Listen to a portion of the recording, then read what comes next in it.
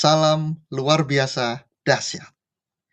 Bertemu lagi dengan saya, Rizal, dalam channel ini. Pernahkah kamu memperhatikan seorang pengukir kayu yang handal? Sebelum dia menciptakan sebuah mahakarya yang luar biasa, ada kalanya di mana dia harus berhenti untuk memahat, menarik nafas dalam-dalam, dan hanya menatap balok kayu tersebut dalam keheningan. Bagi kita, sebagai orang awam, akan mengira bahwa dia berhenti bekerja. Padahal dalam pikirannya, dia sedang melakukan perhitungan yang paling presisi bagaimana untuk melakukan pahatan dan goresan berikutnya. Begitulah kondisi ekonomi kita saat ini. Di sebuah desa di kaki gunung, ada sebuah mata air yang alirannya tiba-tiba mengecil. Penduduk panik. Namun, sesepuh desa tersenyum dan berkata, "Lihatlah ke puncak. Hutan sedang menyimpan air untuk musim kemarau yang lebih panjang." Dan benar saja, saat keheningan melanda dan kekeringan terjadi, desa itu tetap hijau karena mereka paham arti dari sebuah surut yang strategis. Seorang arsitek besar pernah menceritakan suatu hal bahwa bagian yang tersulit dari membangun sebuah gedung pencakar langit bukanlah pada saat memasang kaca di lantai yang paling tinggi, melainkan saat mereka harus menggali lubang yang sangat dalam ke dalam tanah. Semakin tinggi bangunannya, maka semakin dalam pula kontraksi tanah yang harus diterima di awal.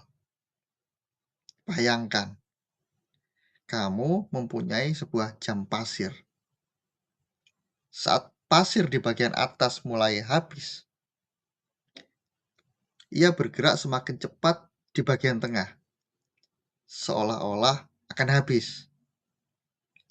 Namun, saat kamu membalikkannya, sebuah siklus baru dimulai dengan energi yang sama. Terjadi di ruangan yang berbeda. Itulah yang sedang terjadi pada desentralisasi fiskal di Jawa Timur. Bayangkan seorang petani yang memutuskan untuk tidak menjual seluruh hasil panennya, melainkan menyisihkan sebagian besar untuk dijadikan bibit unggul. Pada laporan keuangan tahun tersebut, pendapatan si petani terlihat menurun drastis. Namun, apa yang terjadi pada periode tahun berikutnya? Petani tersebut tidak lagi hanya memiliki hasil panen, tapi dia mempunyai perkebunan. Mari kita gunakan kacamata petani ini untuk melihat Jawa Timur. Hari ini kita tidak hanya bicara angka, kita bicara tentang pola. Kita bicara tentang bagaimana Jawa Timur melakukan normalisasi fiskal dan apa dampaknya bagi kamu, bisnis kamu, dan masa depan kamu. Data menunjukkan bahwa realisasi belanja pemerintah Jawa Timur itu mencapai 110,48 triliun. Namun, terkontraksi sebesar 10,19% secara year on year. Pendapatan APBD juga turun tipis menjadi 97,59 triliun. Banyak yang menyebutkan bahwa ini sebagai perlambatan.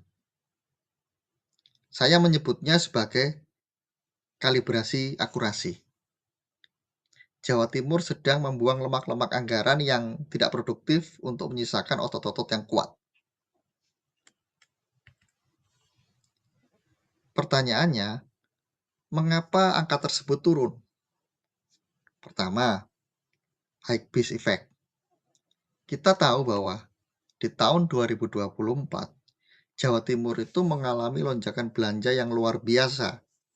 Hal ini disebabkan karena pemilu dan pemilu kada serentak. Ya. Jika kita membandingkan tahun 2025 dengan tahun 2024 tanpa melihat konteks pemilu, seperti halnya kita membandingkan detak jantung pelari saat sprint dengan saat dia sedang jalan santai. Kedua, ada hambatan teknis. Belanja modal APBN terkoreksi sebesar minus 40,29%. Hal ini terjadi karena adanya keterlambatan proses pengadaan di awal tahun. Ini seperti mesin mobil yang sudah siap lari, tapi kuncinya baru ketemu di tengah jalan. Kita harus memastikan bahwa kunci ini tidak hilang lagi di triwulan berikutnya.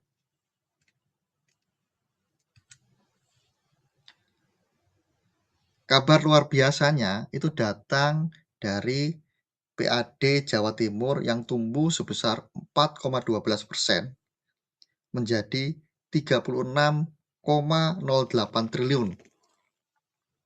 Apa pendorongnya? Pendorongnya adalah digitalisasi transaksi dan program pemutihan PKB serta BPNKB.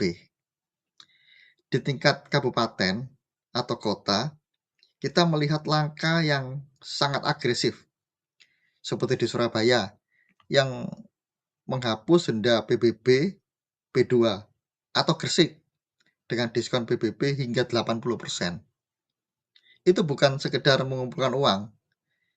Ini adalah tentang membangun trust atau kepercayaan kepada masyarakat bahwa pajak mereka kembali dalam bentuk pelayanan digital yang efisien. Belanja pegawai menjadi penahan kontraksi. Dengan aktifnya ribuan P3K di triwulan 3 tahun 2025, aliran uang ke konsumsi rumah tangga itu tetap terjaga. Namun, kita ya harus jujur bahwa belanja modal, investasi fisik Jawa Timur itu masih tertekan. Kabar baiknya adalah proyek nasional Astacita mulai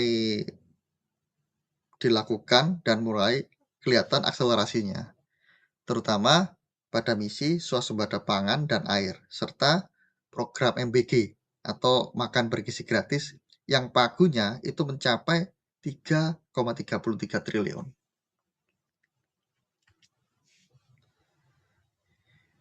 Inilah pengubah permainan, yaitu opsen pajak. Mulai tahun 2025, pajak kendaraan itu nggak lagi mampir lama di provinsi, tapi langsung masuk ke rekening kabupaten atau kota secara real time. Provinsi mungkin ya kelihatan kehilangan pendapatan sebesar minus 12,23%. Namun, kalau kita lihat secara sistemik, ini merupakan bypass. Darah atau anggaran itu mengalir lebih cepat ke sel-sel tubuh yang paling membutuhkan, yaitu daerah-daerah yang ada di Jawa Timur. Mari kita lihat peta kompetisinya.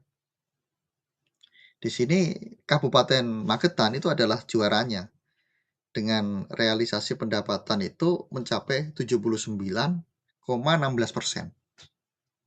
Di sisi lain, kita harus menaruh perhatian juga kepada Kabupaten Bojonegoro yang realisasi belanjanya masih 37,07%.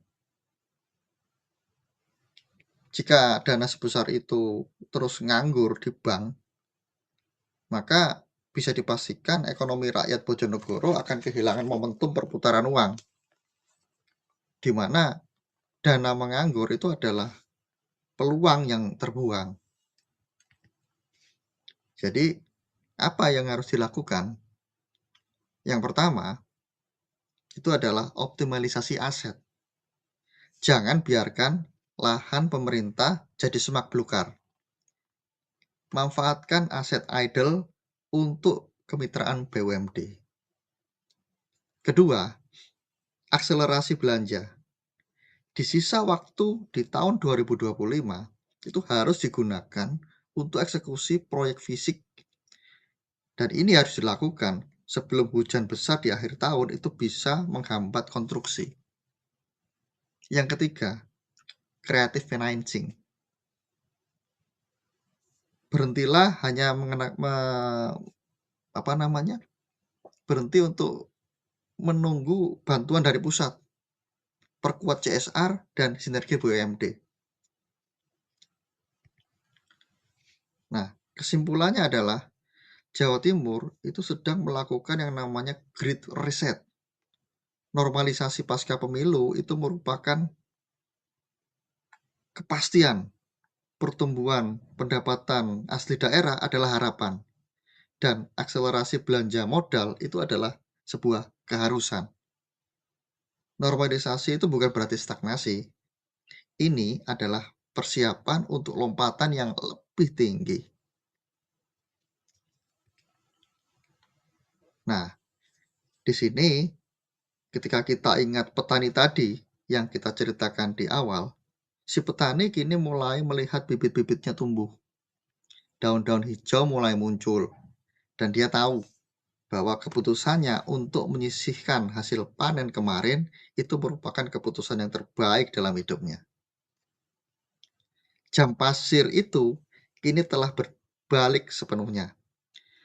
Pasir mulai mengisi ruang bawah dengan ritme yang teratur, menciptakan pondasi yang baru, lebih segar, dan penuh dengan potensi.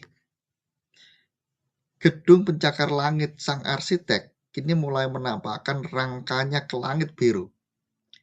Lubang dalam yang dulu dia gali, kini sudah tertutup dengan beton yang kokoh dan mampu menahan beban hingga puluhan tahun ke depan. Musim kemarau yang akhirnya datang, namun desa di kaki gunung tersebut masih tetap makmur karena mata air yang sempat mengecil dulu kini memancar deras karena hutan di puncak telah melepaskan cadangannya tepat pada waktunya. Dan sang pengukir kayu kini telah menyelesaikan mahakaryanya. Goresan yang sebelumnya ada dalam pikirannya pada saat dia diam, ternyata adalah detail yang membuat patungnya terlihat hidup.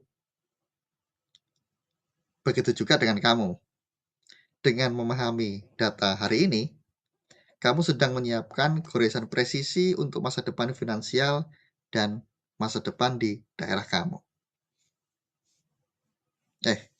Menurutmu bagaimana kondisi pembangunan di kota atau kabupaten asal kamu? Tulis di kolom komentar ya. Dan ingat, subscribe, like, dan share video ini. Sampai jumpa lagi. Terima kasih.